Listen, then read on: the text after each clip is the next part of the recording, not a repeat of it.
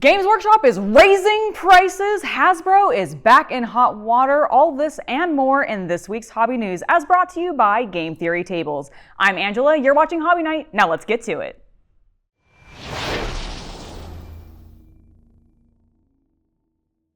Let's go ahead and talk about the biggest news this week, and that is the price hikes that are coming from Games Workshop. We got an announcement over on Warhammer community this week saying that starting March 6th, Games Workshop is going to be increasing the prices on some select products across their lineup.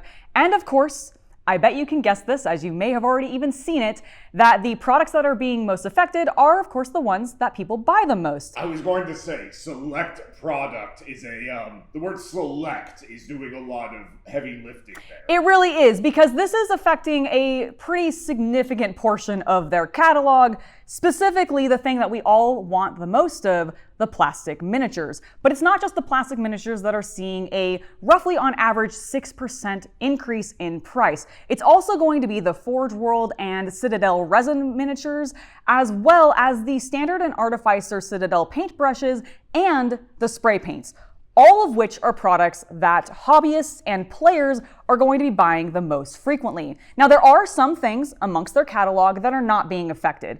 For example, the starter sets, where you can still get some miniatures, will not be affected by the price hikes, which is nice to see because that is still a great entryway for new players, but then they're going to be met with increasingly larger and larger differences between what their starter sets cost and what their characters and other units may cost, which I don't know is going to be the best thing for Games Workshop long term. The other things that are not being affected are paint sets, the individual paint pots, the Citadel tools, as well as the synthetic CTC paintbrushes. There's one other thing, and I think this is the most important thing that is not being affected by the price hikes, and that is rulebooks, codexes, and battle tomes. Now, Games Workshop puts a lot of product in like paper products with books and new releases for rules and all sorts of things, so to see that they are excluded from the price hikes does make me happy. But the rest of this, the whole fact that all the miniatures are going up in price, really doesn't make me happy. And it's part of the reason why I haven't been super into Warhammer as much as I used to be. I would love to know what your thoughts are on this down below. I assume no one is excited or anticipating this as a good thing for Games Workshop going forward on March 6th, but what do you think of the price hikes? Next, I want to go ahead and talk about today's episode's sponsor, Game Theory Tables. Now, you may have heard me talk a little bit about them last week, but this week, I actually can show you in person how awesome I think their tables are because they were generous and sent me one. And I have to tell you about their upcoming Kickstarter because I actually think it's a really cool Kickstarter where you can get two different types of tables. One of them is the Meeples Champion, which is what I have here.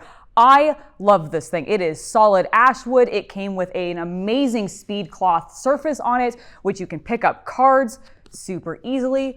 Look at how little I struggled there. It also has some really good ASMR, like just dice rolling, like elements to it that I was not expecting.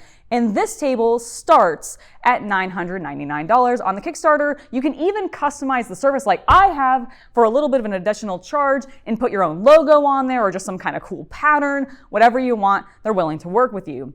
Now, if you want something that is a little bit ritzier, maybe has a little bit of bling, well, then I might check out the Lit Origin, which is the other table they have currently available. And this one has LED and UV lighting options. Now, you might be wondering, what would you want the UV lighting for? Well, some of the inks that they can use in the fabric that they put down on the tables has fluorescent pigments in it, and they can glow. I think this would look absolutely stunning with some sort of cyberpunk themed game, something that uses really bright color tones. And if you play miniature war games, it is 3x5, so you can definitely get the majority of your wargaming needs on this table, which I am super, super hyped for because now I can play board games here. I can set up a miniatures game. It's just fantastic. I would highly encourage you to check them out. I have left a link to the Kickstarter's pledge manager down in my video description below, as well as the pinned comment. By doing so, not only are you able to check out the amazing tables that they have available, but it also helps out the channel.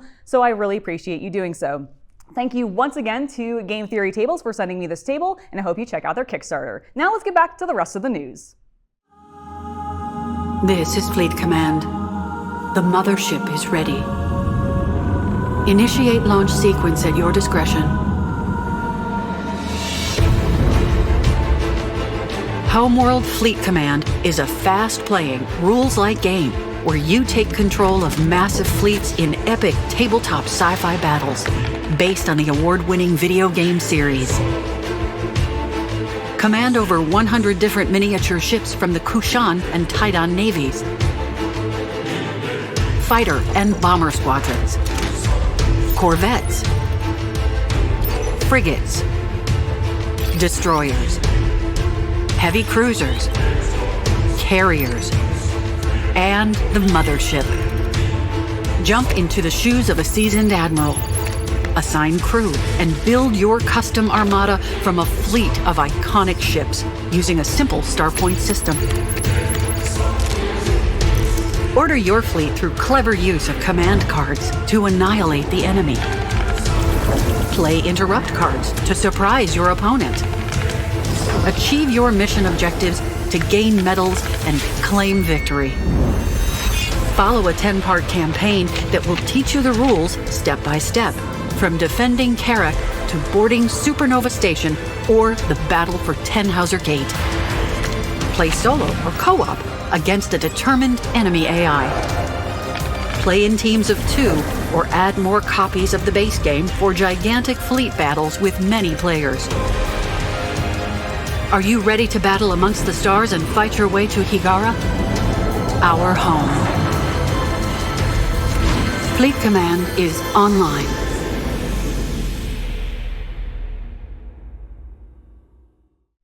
Next up, sticking in the realm of Kickstarter, we have a board game Kickstarter that I'm actually very hyped about, but I think Chaos Cultist is probably even more hyped about. Yes, because we have Homeworld Fleet Command, a new game coming out from Gearbox and Modifius Entertainment, and this looks pretty cool. Now, we've talked a little bit about this game before on the channel, but we actually have the Kickstarter live, and you can, I think, pledge to it for another 20 days as of the release of this video. Let's talk about the Homeworld Fleet Command game and what you're getting in this Kickstarter, because I think it's really cool, and I definitely think this is going to be one that I actually back, because I really want this game, and I know Chaos Cultist wants it even more so. So, in this game, it is a 1 to 4 player starship battle game. You are taking command of an admiral of either the Kushan or the Taidan fleet and waging war to basically conquer the galaxy and everything, as you might expect in a spaceship battle game. But the thing that I think is really cool about this one in particular is they're really taking from the source material, and this is going to be a campaign-based game. There are 10 missions that you can play through, starting with small skirmish battles and leading up into the bigger, larger battles like the Return to Kashan or the Supernova Station that you might see from the original video game, which I think is really cool. I love that they're trying to tie the two together a little bit more specifically. Now let's talk about the actual miniatures in this game, because the miniatures are what have me in particular very excited. I think the ship designs in Homeworld are super, super cool. If you have never seen the game before or played it, I would highly recommend checking it out. I think it's a really fun game, great design, amazing, stunning music, great soundtrack to listen to, and I think they have captured that, at least in the models in this game. We get a variety of miniatures, 101 in the core box, including the iconic mothership, 24 corvettes, 48 fighters, 24 frigates, 2 carriers, and 2 destroyers. Plus, there is an expansion coming with the core game that you can get as part of the Kickstarter, which is going to have an additional 100 miniatures in it. There's a lot of content that you're getting for this game, and from what I've been seeing of the reviews, it plays fast, it's a lot of fun, and if you are wanting to play solo, you can, which pits you up against an AI,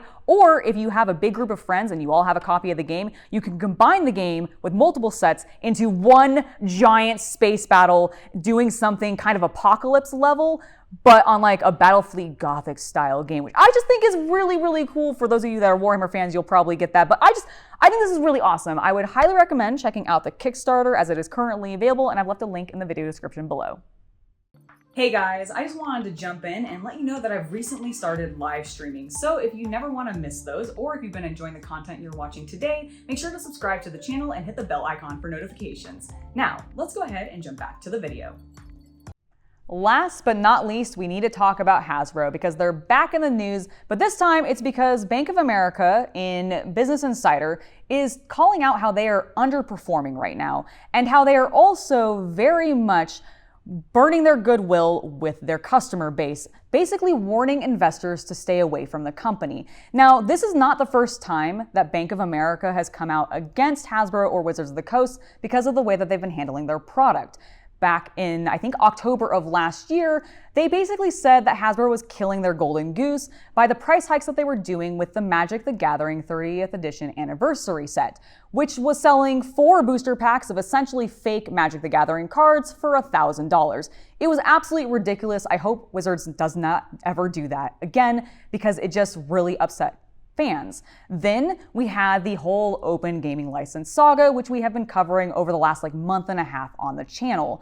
I would really like to stop covering negative news about Dungeons & Dragons, Magic the Gathering, Wizards of the Coast, and Hasbro, because ultimately I was a fan of the product and the company that I was a fan of the company and the products that that company makes. But right now, I just don't have any goodwill towards them, and this is exactly what Bank of America is talking about.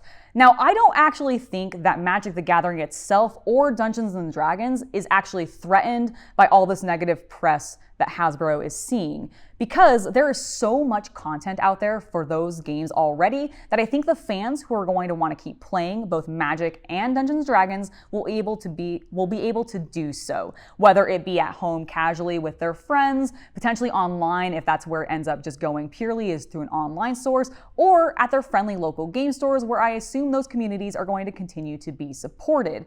But when it comes to Hasbro and Wizards, I don't know what's going to happen to them. I know that Hasbro's main game systems are not the most popular anymore. They're not doing super well. And because they are trying to just suck so much cash out of the Wizards fans, which are mostly the D&D and Magic people, and they're upset by that, I just don't think they're going to survive. I really think we're going to actually see Hasbro sold sometime soon. I don't know if that is going to necessarily be good or bad, but I think both game systems are definitely going to stick around for time to come. Let me know what your thoughts are on this down below. I'd love to know. All right, that has been it for this week in hobby news. We had some big, sort of disappointing things when it comes to Games Workshop and Hasbro yet again, but we got to talk about 2 very cool Kickstarters, one of which was the GameTheory Tables Kickstarter, which I would like to thank them once again for sponsoring today's episode. Before I head out, I do also want to give a huge thank you to my patrons for making it so content like this can continue to happen. Without your guys' support, we wouldn't be making videos like this, so thank you very, very much. I have been Angela, and I hope you have a wonderful hobby night.